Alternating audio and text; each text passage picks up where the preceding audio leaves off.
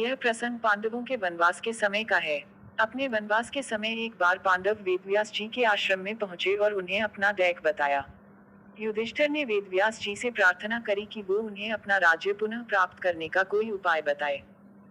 तब वेदव्यास जी ने कहा कि पुनः अपना राज्य प्राप्त करने के लिए तुम्हें दिव्य अस्त्रों की आवश्यकता पड़ेगी, क्योंकि कौरवों के पास भीष्म, द्रोणाचार्य, कृपाचार्य, कर्ण जैसे महारथी है।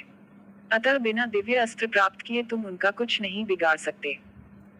युधिष्ठिर के यह पूछने पर कि वो देवताओं से यह दिव्य अस्त्र कैसे प्राप्त करे, वेदव्यास जी ने कहा कि आप सब में केवल अर्जुन ही देवताओं को प्रसन्न करके दिव्यास्त्र प्राप्त कर सकते हैं। अतः अर्जुन को देवताओं को तपस्या करके प्रसन्न करना चाहिए। वेदव्यास जी के ऐसे वचन सुनकर अर्जुन तपस्या करने के लिए आगे अकेले ही रवाना हो गए। अर्जुन उत्तराखंड के पर्वतों को पार करते हुए एक अपूर्व सुंदर वन में जा पहुंचे। वहां के शांत वातावरण में वे भगवान की शंकर की तपस्या करने लगे। उनकी तपस्या की परीक्षा लेने के लिए भगवान शंकर एक भील का वेश धारण कर उस वन में आए। वहां पर आने पर भील रूपी शिव जी ने देखा कि एक दैत्य शूक का रूप धारण कर तपस्यारत अर्जुन की घात में है। शिव जी ने उस दैत्य पर अपना बाण छोड़ दिया। जिस समय शंकर भगवान ने दैत्य को देखकर बाण छोड़ा, उसी समय अर्जुन की तपस्या टूटी और दैत्य पर उनकी दृष्टि पड़ी। उन्होंने भी अपना गांडीव धनुष उठाकर उस पर बाण छोड़ दिया। शूक को दोनों बाण एक साथ लगे और उसके प्राण निकल गए। शूक के मर जाने पर भीलरूपी शिव जी और अर्जुन दोनों ही शूक को अपने बाण से मरा होने का दावा करने लगे। दोनों के मध्य विवाद बढ़ता गया और विवाद ने युद्ध का रूप धारण कर लिया। अर्जुन निरंतर भील पर गांडीव से बाणों की वर्षा करते रहे, किंतु उनके बाण भील के शरीर से टकरा टकरा कर टूटते रहे और भील शांत खड़े हुए मुस्कुराता रहा। अंत में उनकी तरकश के सारे बाण समाप्त हो गए। इस पर अर्जुन ने भील पर अपनी तलवार से आक्रमण कर दिया। अर्जुन की तलवार भी भील के शरीर से टकराकर दो टुकड़े हो गई। अब अर्जुन क्रोधित होकर भील से मल्ल युद्ध करने लगे। मल्ल युद्ध में भी अर्जुन भील के प्रहार से मूर्छित हो गए। थोड़ी देर पश्चात जब अर्जुन की मूर्छा टूटी तो उन्होंने देखा कि भील अब भी वहीं खड़े मुस्कुरा रहा है। भील की शक्ति देखकर अर्जुन को अत्यंत आश्चर्य हुआ और उन्होंने भील को मारने की शक्ति प्राप्त करने के लिए शिव मूर्ति पर पुष्पमाला डाली, किंतु अर्जुन ने देखा कि वह माला शिव मूर्ति पर पड़ने के स्थान पर भील के कंठ में चली गई। इससे अर्जुन समझ गए कि भगवान शंकर ही भील का रूप धारण करके वहां उपस्थित हुए हैं। अर्जुन शंकर जी के चरणों में गिर पड़े। भगवान शंकर ने अपना असली रूप धारण कर लिया और अर्जुन से कहा, हे अर्जुन, मैं तुम्हारी तपस्या और पराक्रम से अति प्रसन्न हूँ और तुम्हें पशुपत्यास्त्र प्रदान करता हूँ। भगवान शंकर अर्जुन को पशुपत्यास्त्र प्रदान कर अंतर्ध्यान हो गए। उसके पश्चात वहां पर वरुण, यम, कुबेर, गंधर्व और इंद्र अपने अपने वाहनों पर सवार होकर आ गए। अर्जुन ने सभी देवताओं की विधिवत पूजा की। यह देखकर यमराज ने कहा, अर्जुन, तुम नर के अवतार हो तथा श्री कृष्ण नारायण के अवतार हैं। तुम दोनों मिलकर अब पृथ्वी का भार हल्का करो। इस प्रकार सभी देवताओं ने अर्जुन को आशीर्वाद और विभिन्न प्रकार के दिव्य एवं अलौकिक अस्त्र शस्त्र प्रदान कर अपने अपने लोकों को चले गए।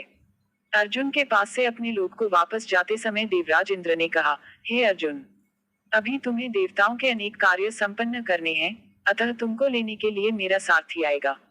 इसलिए अर्जुन उसी वन में रहकर प्रतीक्षा करने लगे। कुछ काल पश्चात उन्हें लेने के लिए इंद्र के सारथी मातली वहां पहुंचे और अर्जुन को विमान में बिठाकर देवराज की नगरी अमरावती ले गए। इंद्र के पास पहुंचकर अर्जुन ने उन्हें प्रणाम किया। देवराज इंद्र ने अर्जुन को आशीर्वाद देकर अपने निकट आसन प्रदान किया। अमरावती में रहकर अर्जुन ने देवताओं से प्राप्त हुए दिव्य और अलौकिक अस्त्र शस्त्रों की प्रयोग विधि सीखी और उन अस्त्र शस्त्रों को चलाने का अभ्यास करके उन पर महारत प्राप्त कर लिया। फिर एक दिन इंद्र अर्जुन से बोले, वत्स, तुम चित्रसेन नामक गंधर्व से संगीत और नृत्य की कला सीख लो। चित्रसेन ने इंद्र का आदेश पाकर अर्जुन को संगीत और नृत्य की कला में निपुण कर दिया। एक दिन जब चित्रसेन अर्जुन को संगीत और नृत्य की शिक्षा दे रहे थे, वहां पर इंद्र की अप्सरा उर्वशी आए और अर्जुन पर मोहित हो गई। अवसर पाकर उर्वशी ने अर्जुन से कहा, हे अर्जुन, आपको देखकर मेरी काम वासना जागृत हो गई है, अतः आप कृपया मेरे साथ विहार करके मेरी काम वासना को शांत करें। उर्वशी के वचन सुनकर अर्जुन बोले, हे देवी, हमारे पूर्वज ने आपसे विवाह करके हमारे वंश का गौरव बढ़ाया था, अतः पुरु वंश की जननी होने के नाते आप हमारी माता के तुल्य हैं। देवी, मैं आपको प्रणाम करता हूँ।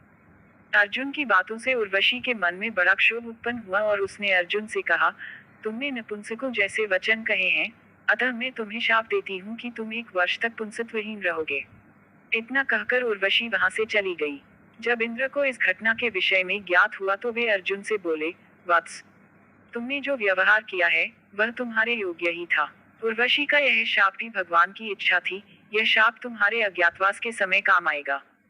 अपने 1 वर्ष के अज्ञातवास के समय ही तुम पुंसत्वहीन रहोगे और अज्ञातवास पूर्ण होने पर तुम्हें पुनः पुंसत्व की प्राप्ति हो जाएगी। अर्जुन बने बृहन्नला। इस शाप के कारण ही अर्जुन 1 वर्ष के अज्ञातवास के दौरान बृहन्नला बने थे। इस बृहन्नला के रूप में अर्जुन ने उत्तरा को 1 वर्ष नृत्य सिखाया था। उत्तरा विराट नगर के राजा विराट की पुत्री थी। अज्ञातवास के बाद उत्तरा का विवाह अर्जुन के पुत्र अभिमन्यु से हुआ था। हम आशा करते हैं कि आपको वीडियो में दी गई जानकारी पसंद आई होगी। आपकी क्या राय है हमें कमेंट करके बताएं। वीडियो पसंद आए तो वीडियो को लाइक शेयर करके चैनल को सब्सक्राइब करें।